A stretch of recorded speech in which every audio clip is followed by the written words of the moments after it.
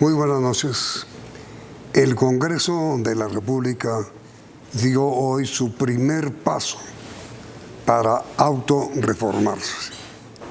Parecería que los parlamentarios son ahora receptibles ante las múltiples críticas de varios sectores de la opinión pública. Tenemos como invitado de hoy a uno de los líderes promotores de esa reforma, el doctor Iván Cepeda. Él pertenece al partido Pacto Histórico. Doctor Iván, gracias por aceptar. ¿En qué consiste el plan que usted ha puesto en marcha con 65 parlamentarios más para reformar al Congreso? Gracias, Yamit. Hemos diseñado distintos proyectos de ley que han venido apareciendo, incluso reformas constitucionales, por parte de los partidos políticos. Pero para que eso no se convierta en una disputa interna, la proposición que hicimos hoy, que ya la respaldan 65 congresistas del Senado y de la Cámara, es que unifiquemos esas ideas y busquemos un consenso en torno a 4 o 5 grandes temas. El primero es el régimen salarial, una reducción. El segundo, también reducir el periodo de receso del Congreso, se pierde mucho tiempo, especialmente a comienzos del año. En tercer lugar, limitar los periodos en los cuales puede ser reelecto un congresista para seguir en el Congreso. Luego, sanciones drásticas al ausentismo parlamentario y también a lo que se llama la mermelada o las prebendas a cambio de votos o de abstenerse de votar con relación a determinados temas en el Congreso. Para que ustedes tengan una información completa, veamos primero cuánto gana hoy un parlamentario. Sueldo básico, 8.539.197. Prima especial, 11.596.448. Gastos de representación, 15.180.800 pesos. Descuentos, en total 35.316.445. A esta suma le descuentan 1.000.000 por aporte a salud, 2.251.424 por aporte a pensión, 353.200 al Fondo de Solidaridad, 353.200 al Fondo de Subsistencia, 5.869.000 retención en la fuente, total de descuentos 9.826.824. Total que recibe un parlamentario mensualmente, 25.489.621 pesos. La idea, doctor Cepeda, es bajar esta asignación ¿a cuánto? Hay por lo menos 6 propuestas distintas. Digamos, la más radical es que dejemos de recibir salarios y que se libere al parlamentario a que pueda realizar otras labores para ganarse la vida. Cosa que a mi modo de ver es delirante. ¿Delirante? Pues si es así nos dedicaríamos a otra cosa porque suficiente trabajo hay en el Congreso. Además se abren otras puertas que... Y además podría promover la corrupción. Pero también hay ideas distintas que van desde una reducción de 10 salarios mínimos o una reducción gradual, incluso hasta congelar. Entonces lo que tenemos que hacer ahora es todos los partidos ponernos de acuerdo. Afortunadamente, y esto es un hecho que a mi modo de ver es nuevo, hay ambiente en el Congreso. Es decir, esta proposición que fue hoy leída y pues aprobada en el Congreso, es una proposición que está firmada el Congreso Pleno, además, porque estábamos sesionando para la elección del Contralor y ahí en ese contexto reunimos las firmas. Bueno, pues es un poquito ya intensa el nivel de firmas que hay en la proposición, pero están todos los partidos. Está el Centro Democrático, está el Partido Conservador, Cambio Radical, la U, Partido Liberal, Alianza Verde, es decir, todo el espectro político está de acuerdo en que creemos este bloque. Ahora, ¿cuál va a ser la decisión? Tendremos que, mediante el diálogo, buscarla, y creo que eso es posible hoy. Es decir, usted diría que hay consenso en el Congreso para bajar los salarios. Yo diría que hay el ambiente necesario para que podamos impulsarlo. Y con respecto al tiempo de trabajo, yo creo que ahí hay todavía más identidad, porque efectivamente de lo que se trata es que esas vacaciones o receso, como se les llama al comienzo del año, que son tan prolongadas. Nosotros salimos el 20 de diciembre y volvemos el 16 de marzo. O sea, prácticamente 3 meses de inacción o de inactividad en la labor legislativa y de control político. Entonces sí hay también una idea muy clara de que hay que reducir sensiblemente esa etapa, especialmente de receso. Pero, perdón, Sí, pero también hay mucha crítica a que ustedes trabajan semanalmente solo 2 días. Exactamente. Y ahí viene otro capítulo que es el de las sanciones drásticas al ausentismo y a la posibilidad de que un congresista entre al recinto, simplemente responda al llamado a lista y se vaya. Hay formas de controlar eso y están en varias de las iniciativas. Por ejemplo, está previsto que un congresista pueda perder su investidura si incurre en 6 faltas a las votaciones de leyes durante 6 meses. Nosotros proponemos que eso se amplíe en términos de que en un año sean 6 faltas, pero no solamente en plenaria, sino también en determinadas votaciones en las comisiones. Y que además no sean solamente las votaciones, sino también que se pueda determinar que faltó a la discusión y al trámite, que eso también es muy importante. Entonces hay mecanismos que pueden permitir que el congresista tenga que estar todo el tiempo en el Congreso cumpliendo su labor. ¿Pero qué formas hay para lograr eso? No, bueno, es sencillo, las faltas son verificables. Es decir, si un congresista llega y se inscribe o contesta lista y se va, sí, y no puede demostrar que ha participado o que ha estado en el recinto durante el trámite, durante el debate, y eso también se puede verificar, evidentemente puede perder investidura. Inclusive, doctor Iván, se cerraría la puerta a los parlamentarios que se retiran cuando tienen que votar lo que no quieren votar, como pasó con el expresidente Uribe. Ese es otro asunto que ya toca una realidad que va más allá del simple ausentismo, y es el problema, a mi modo de ver, más grave.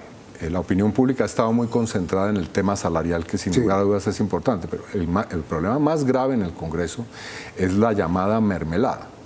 Son las prebendas burocráticas o de otro tipo que puede recibir un congresista a cambio de votar o no votar determinado tipo de asuntos en el Congreso. Sí, señor. Y entonces, una de las propuestas que hay es que si se llega a comprobar que existen ese tipo de ofrecimientos y de aceptar esos ofrecimientos y el congresista ha incurrido en, de alguna manera, extorsionar al Poder Ejecutivo o también recibir un soborno, una especie de cohecho, pues obviamente eso también causa muerte política, pérdida de investidura. Pero bueno, son propósitos de bajarse el salario, de reformarse. Sí, y de no repetir más de 3 periodos también está. ¿Más de 3? Sí, hay una propuesta que es generosa, pero hay otras que son todavía más generosas, que van incluso a 4 periodos o 3 periodos en cada cámara. Esta es 3 periodos en ambas cámaras, pero bueno, también puede ser discutido eso. Pero quiero decir, hasta ahora es una proposición para estudiar, pero los proyectos no están, ¿o sí? Sí, hay 6 proyectos en curso ya, pero lo nuevo, digamos, lo que se produce hoy como hecho político es que ya surge un bloque de todos los partidos. Es decir, antes había una discusión de congresistas individualmente o un partido que había hecho una propuesta. Hoy ya es un bloque multipartidista. Y esto significa que la próxima semana, yo espero, se elija esta comisión o se designe esta comisión y muy rápido podamos tener un texto consensuado que además yo pienso que debemos pedir reciba mensaje de urgencia para que muy pronto pueda hacer efectivamente una reforma constitucional. Es decir, ¿usted cree, doctor Iván, que está prácticamente asegurada la reducción del salario e ingresos legítimos, legales, de los parlamentarios. Yo creo que estamos en el buen camino. ¿Cree también que está lista la aprobación de que no sesionen solo 2 días a la semana? Pero lo de los 2 días se modifica. Para que se modifique no es necesario una ley, simplemente es necesario que el presidente convoque. Y como tal vez usted ha visto, Yamit, en esta etapa... El presidente del Congreso. El presidente de cada Cámara. Ah. Y el asunto es que en este periodo se ha producido, digamos, no toda la intensidad que queremos, pero ya se ha comenzado a sesionar más allá del martes y el miércoles.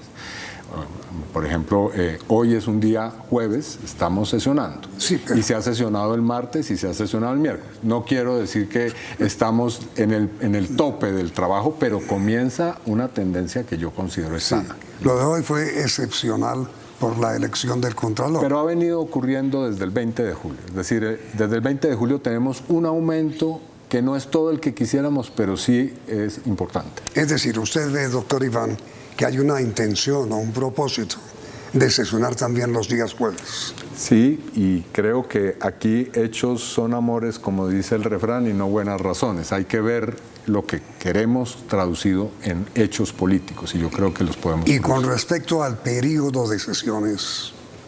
Entonces, tenemos que el Congreso sesiona, como le decía, desde el 16 de marzo hasta el 20 de junio, que es un periodo realmente muy reducido, y hay unas grandes vacaciones, una vacación prácticamente de 3 meses o un poco más al comienzo del año. Queremos que ese comienzo del año se reduzca sensiblemente el receso y podamos trabajar como lo hace todo el país desde enero o máximo, yo diría, comienzos de febrero para reducir esa pausa en nuestro trabajo. Ahora mira, doctor Iván, usted es presidente de la Comisión de Paz. ¿Es una comisión accidental o...? Es una comisión accidental, paradójicamente, un país que tiene semejantes problemas y una comisión que todavía no es legal. Entre otras cosas, vamos a presentar un proyecto para hacerla legal. ¿Para crearla? Sí, para que sea ya... No, la comisión ya está creada como accidental. No, pero crearla institucionalmente. Exactamente. Ahora es la comisión más popular en el Congreso, tiene 45 miembros en el Senado. Es la comisión más grande que existe. Esta comisión accidental se va mañana presidida por el doctor Iván Cepeda para Arauca. ¿Hacer qué? Inmediatamente después de comerciales.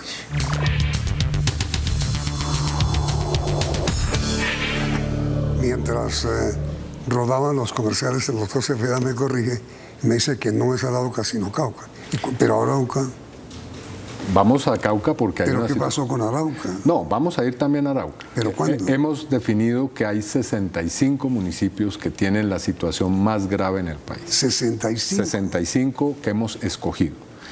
Son los que presentan, según los informes internacionales y nacionales, la mayor tasa de masacres, desplazamientos forzados, confinamiento de población y, sobre todo, asesinato de líderes sociales, defensores de derechos humanos y excombatientes. Es sobre esos municipios donde vamos a hacer nuestro primer trabajo de incidencia. ¿Qué queremos en esos municipios? Queremos que surjan puestos unificados en los que estén todos los representantes de las instituciones que tienen un papel importante en la protección de la vida. Instituciones nacionales representadas por funcionarios, pero también toda la institucionalidad local, civil y militar. Eso con el propósito de que tomen medidas urgentes para proteger la vida de quienes están amenazados y hacer un seguimiento permanente durante los primeros 100 días a esa situación para lograr ver si podemos que cedan las cifras de asesinatos. De estos 65 municipios que dice usted están sufriendo la peor violencia hoy, ¿cuántos son del Cauca? 12. Tiene una situación especialmente grave el Cauca. Ahora, Arauca también, ¿no? Pero hemos decidido comenzar por el Cauca en este momento, especialmente en el norte del Cauca hay una situación grave. Pero concretamente, ¿qué es lo que van a hacer? El ministro del Interior va a instalar esta instancia unificada de protección y prevención de la violencia. ¿Va con ustedes? Él va a ser el que va a instalar y realmente él va a conducir la reunión que tenemos el día ministro sábado. Prada. El ministro Prada, y van a estar otros funcionarios también del gobierno. No el ministro de Defensa. El ministro de Defensa lamentablemente tiene el día sábado que estar tanto en la transmisión de mando que se va a llevar a cabo ese día, como también atendiendo otra situación que hay, si entiendo bien, en San Pablo, Bolívar. Pero sí van a estar miembros de las fuerzas militares y de policía, y por supuesto él participará en otra de estas visitas que, como le digo, van a ser regulares por parte de la Comisión de Paz a otros municipios. ¿Qué es lo que pasa, doctor Iván, en estos 12 municipios que usted menciona del departamento del Cauca? Bueno, ahí hay cuadros que son disímiles, pero tomo uno de los que es más, digamos, más emblemático, porque además de esos 65, hay 6 que tienen la situación peor en todo el país, y uno de ellos es el municipio de Argelia. Argelia. En el municipio de Argelia no solamente están presentes múltiples grupos armados, y hay regularmente confrontación y asesinatos, en fin, sino también se presenta una situación que yo diría es muy preocupante. Allí hay 19 bombas de gasolina.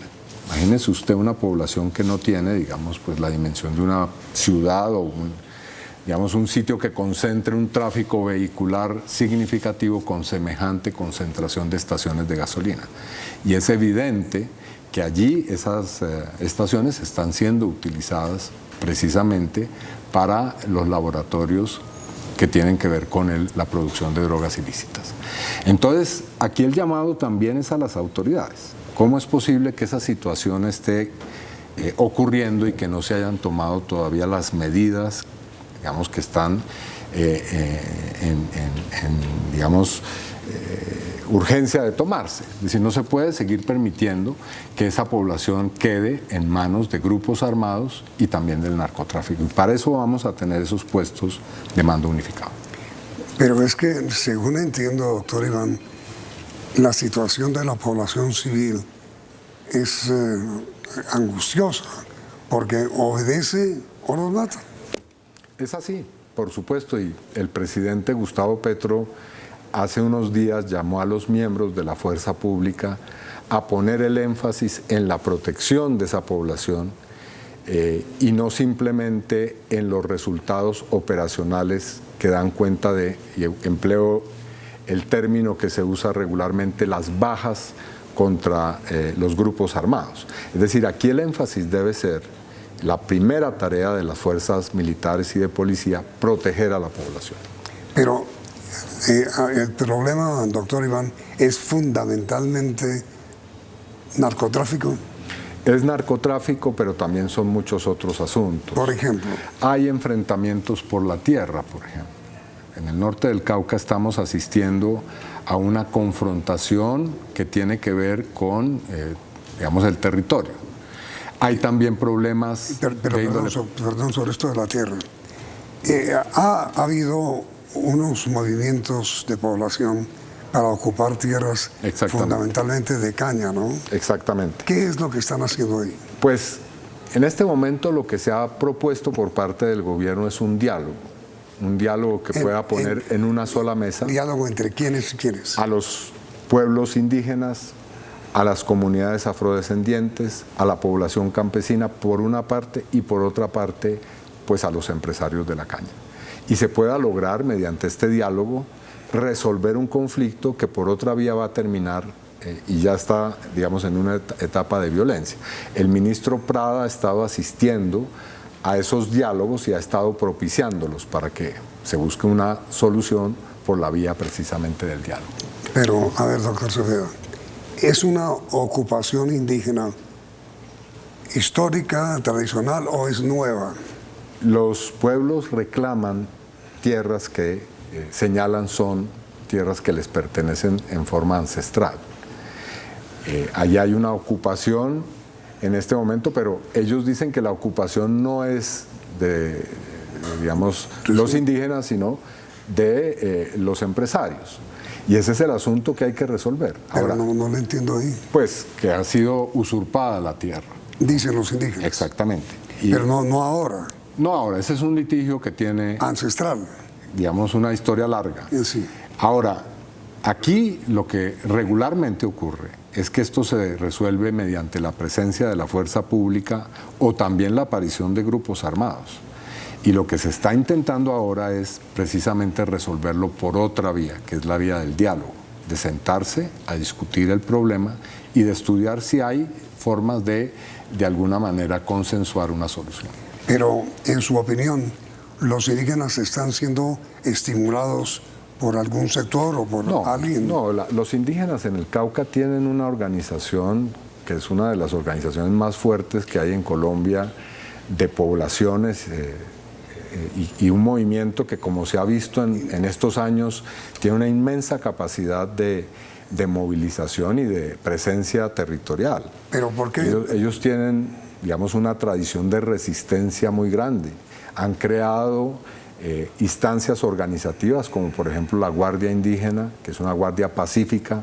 Han creado una conciencia de cuáles son sus territorios. Ahora, por supuesto, eso puede ser discutido, pero lo que sí tenemos que llegar es a resolverlo por la vía del diálogo y no por la vía de la fuerza. ¿Pero por qué este movimiento de ocupación en algunas regiones se siente solo hasta ahora? No, yo creo que ha sido histórico. Lo que Sí, pasa es pero que digo, hay algunos sectores. en algunas partes se siente más que en otras, pero el problema de la tierra no necesito aquí argumentarlo, es un problema gravísimo en todo el país. Lo que, digamos, aquí el gobierno plantea es, como usted sabe, el diálogo territorial y la posibilidad de que esos diálogos comiencen a tener una forma vinculante. Pero usted no me ha precisado, con todo respeto, doctor. Sí, Iván, señor. ¿es el diálogo entre quiénes y quiénes? Entre los representantes de las comunidades, sus organizaciones y también los empresarios. Los empresarios, me imagino que lo harán a través también de sus gremios o a título individual, pero lo importante es que el gobierno en este caso media y busca una solución incruenta. Pero empresarios o propietarios que adjudican. Esa es la discusión que se está dando y yo creo que en eso es necesario, a mi modo de ver, respetar el diálogo y buscar la solución, ¿no? Y hay voluntad de diálogo. Hasta donde sé, sí. ¿Pero por dónde? Por ambas partes. Hasta donde sé, el ministro Prada ha hecho el esfuerzo. No es un esfuerzo que no tenga dificultades, pero creo que es significativo lo que se ha avanzado. Pero bueno, la comisión va y habla unas horas. Sí, señor. Y deja instalado esa instancia de la que he hablado, y después vamos a controlar. Una función del Congreso es hacer control político. O sea que en una primera etapa nosotros vamos a coadyuvar la instalación de esos puestos, que tienen además otras funciones y medidas más allá de vigilar o observar la situación.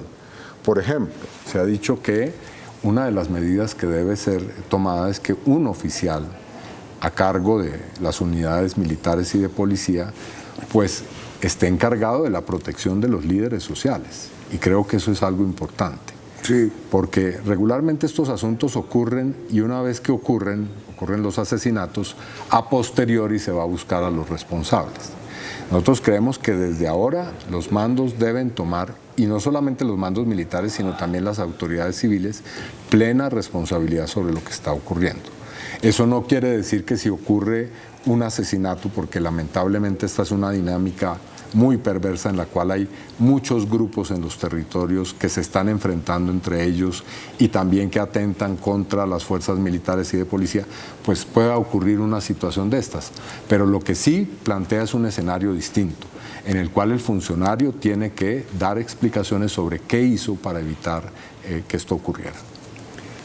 Pero mi pregunta final, doctor Iván, había un presidente de la República que decía: se crea una comisión.